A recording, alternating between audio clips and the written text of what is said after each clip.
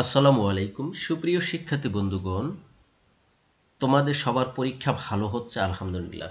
6টা পরীক্ষা খুব ভালো দিলে। আমার দেওয়া সাজেশন থেকে সবারই ভালো কমন পড়েছে এবং খুব ভালো অ্যান্সার করতে পেরেছো আলহামদুলিল্লাহ, এটা আমার সফলতা।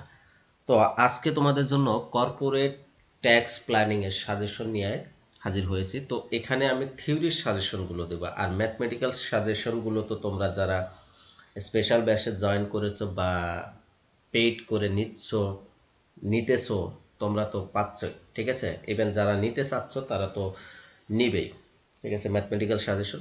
কারণ ম্যাথ থেকে 100% ম্যাথ কমন পড়ে। আর তোমরা বিগত 6টা সাবজেক্টে দেখতে পাচ্ছ যে ম্যাথগুলো কমন পড়ে গেছে, ঠিক আছে।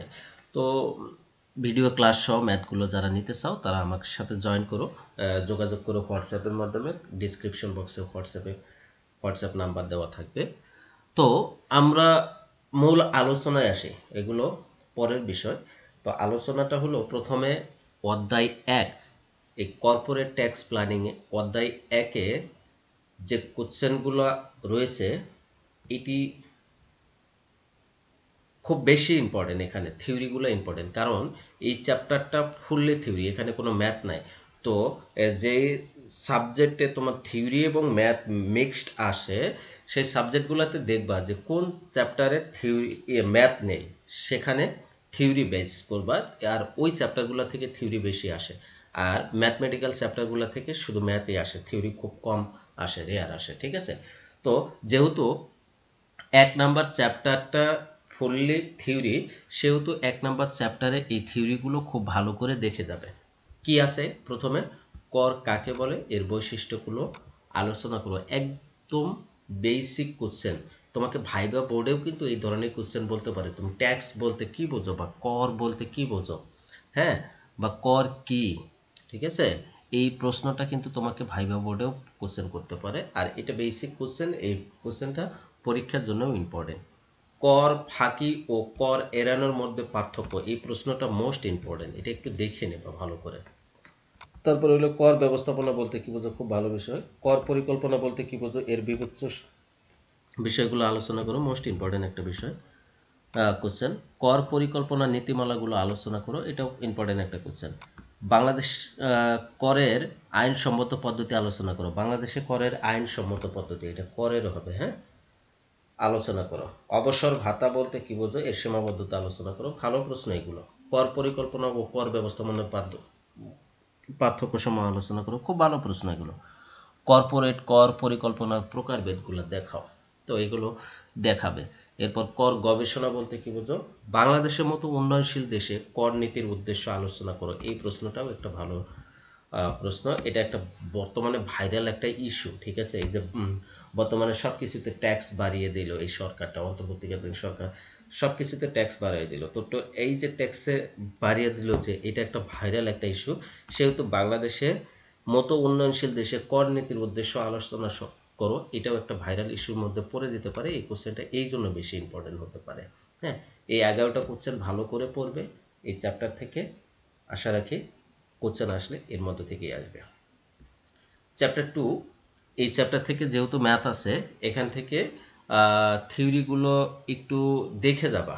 কারণ আমি বলেছি যে থিওরি বেসিস চ্যাপ্টারগুলো থেকে শুধু থিওরি আসে, আর ম্যাথমেটিক্যাল বেসিক চ্যাপ্টারগুলো থেকে ম্যাথ কম আসে। তবে ফার্স্টের দিকে যে চ্যাপ্টারগুলো থাকে সেই চ্যাপ্টারগুলো থেকে আবার কোশ্চেন বেশি আসে, বুঝতে পারছো। যার কারণে চ্যাপ্টার 2 এবং 3, অর্থাৎ চ্যাপ্টার 1 থেকে 3 পর্যন্ত থিওরির জন্য খুব বেশি ইম্পর্টেন্ট। তাইলে চ্যাপ্টার 2-তে কি আছে, কর সঞ্চয় বাহন কি, এর বৈশিষ্ট্য কি লিখো। বন্ড বা ঋণপত্র বলতে কি বোঝো, এর প্রকারভেদ আলোচনা করো, ভালো প্রশ্ন। জিরো কুপন বন্ডের বৈশিষ্ট্য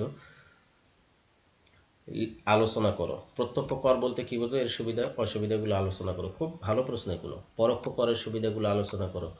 মূল্য সংযোজন কর বলতে কি বোঝো, এগুলো আলোচনা করো, খুব ভালো প্রশ্ন। প্রত্যক্ষ কর ও পরোক্ষ করের মধ্যে পার্থক্য দেখাও, এগুলো খুব ভালো প্রশ্ন। তো এখান থেকে বন্ড বা ঋণপত্র বলতে কি বোঝো, এর প্রকারভেদ আলোচনা করো, এটা এই প্রশ্নটা একটু ভালো করে পড়ে নেবা, ঠিক আছে। প্রত্যক্ষ কর ও পরোক্ষ করের মধ্যে পার্থক্য আলোচনা করো, এইটাও খুব ইম্পর্টেন্ট একটা কোশ্চেন। 3 নাম্বার অধ্যায়ে কি কি আছে, বিভিন্ন কোম্পানির আয়ের উপর করের হার বর্ণনা করো, ভালো প্রশ্ন। মিলার মেডেলের গুরুত্বপূর্ণ দিকসমূহ আলোচনা করো, এই দিকটা একটু ভালো করে দেখে যাও। তারপরে মডেলের সীমাবদ্ধতা বর্ণনা করো, আমেরিকার কর্পোরেট ট্যাক্স বর্ণনা করো, কোম্পানি ক্ষেত্রে আর্থিক উদ্দীপনা বর্ণনা করো, কর অবকাশ স্কিম কি এর উদ্দেশ্য আলোচনা করো। এই প্রশ্নটা ভালো করে দেখবে। কর্পোরেট কর ও ব্যক্তিগত করের মধ্যে পার্থক্য, এটা ভালো করে দেখবে। এগুলো প্র্যাকটিক্যাল লাইভেও দরকার হবে। বিভিন্ন সময় দেখবা তোমরা জবে যখন জব কম্পিটিশনে তোমরা যখন ভাইবা ফেস করবে, তখন দেখবে এই কোশ্চেনগুলো তোমাদের মধ্যে চলে আসে, তোমাদেরকে এই কোশ্চেনগুলো করে বলবে। যার কারণে এই কোশ্চেনগুলো একটু ভালো করে দেখবে। হ্যাঁ, তোমাদের এখন যে কষ্টগুলো হচ্ছে, পড়াশোনা যা করতেছো, এটা যে কষ্ট হচ্ছে, এটা শুধুমাত্র কষ্ট না, এটা তোমাদের চাকরি জীবনের ঢোকার পথকে সহজ করে দিবে। ঠিক আছে, কারণ ভাইভাতে এই যে তোমাদের যে সাবজেক্টে পড়াশোনা করো, এই সাবজেক্টগুলোর উপর বেসিক কোশ্চেন করে, আর বেসিক কোশ্চেনগুলো তোমরা কিন্তু সব এখন রিভিউ করতে পারতেছো বা শিখতে পারতেছো। এরপরে দেখো আইনগত করদাতা ও প্রকৃত করদাতার মধ্যে পার্থক্য আলোচনা করো। ঠিক আছে, এরপর অধ্যায় 4, নিহিত কর কাকে বলে, এর কর সালিসি বলতে কি বোঝো। ভালো প্রশ্ন। কর ঘাত ও করপাতের মধ্যে পার্থক্য লেখো। এই প্রশ্নটা ভালোভাবে দেখে যাবে। ন্যায্য কর কাকে বলে, কর্পোরেট সত্তা বলতে কি বোঝো, এগুলো ইম্পর্টেন্ট প্রশ্ন। চ্যাপ্টার 5 দেখো, সমানুপাতিক করের সুবিধা ও অসুবিধা আলোচনা করো। খুব ভালো প্রশ্ন। আর্থিক প্রতিবেদন ও কর পরিকল্পনার মধ্যকার সংঘাত আলোচনা করো। ভালো প্রশ্ন। ঝুঁকি বন্টন ও কর হ্রাসকরণের সংঘাত আলোচনা করো। খুব ভালো প্রশ্ন। গ্র্যাচুইটি তহবিল কি আলোচনা করো। এটা ভালো প্রশ্ন, ভালো করে দেখবে। অন্তর্নিহিত কর ও ন্যায্য করের পার্থক্য লেখো। এটাও ভালো প্রশ্ন, দেখে নিবা। হ্যাঁ, এরপরে অধ্যায় 6, প্রান্তিক কর কি এর বৈশিষ্ট্য আলোচনা করো। এই প্রান্তিক কর আর গড় কর হারের মধ্যে পার্থক্য, এগুলো ভালো করে দেখবা। হ্যাঁ, কার্যকর কর কি এর সমস্যাগুলো আলোচনা করো। এগুলো ভালো প্রশ্ন। সমানুপাতিক কর ও প্রগতিশীল করের মধ্যে পার্থক্য লেখো। কিভাবে ব্যক্তি করদাতার প্রান্তিক কর হার নির্ণয় করা হয়, এটাও ভালো প্রশ্ন, দেখে নিবা। হ্যাঁ, অনুমোদিত ভবিষ্যৎ তহবিল কি, এটা ভালো প্রশ্ন, ভালো করে পড়বে। হ্যাঁ, এরপর অধ্যায় 7 কি আছে, বেতন বনাম বর্ধিত সুবিধাসমূহ সম্পর্কিত কর পরিকল্পনা কি আলোচনা করো। অনুমোদিত প্রভিডেন্ট ফান্ডের সুবিধাগুলো আলোচনা করো। জেনারেল প্রভিডেন্ট ফান্ডের রুল বৈশিষ্ট্যাবলী বর্ণনা করো। ভবিষ্যৎ তহবিল কি এর প্রকারভেদ আলোচনা করো। অবসরকালীন তহবিলের সুবিধাসমূহ আলোচনা করো। এগুলো ভালো করে পড়বে। হ্যাঁ, 7 নম্বর অধ্যায়টাও ভালো করে পড়বে। এরপর 8 নম্বর অধ্যায়, বহুজাতিক কর পরিকল্পনা বলতে কি বোঝো। বৈদেশিক কর ঘাড় পদ্ধতি কি।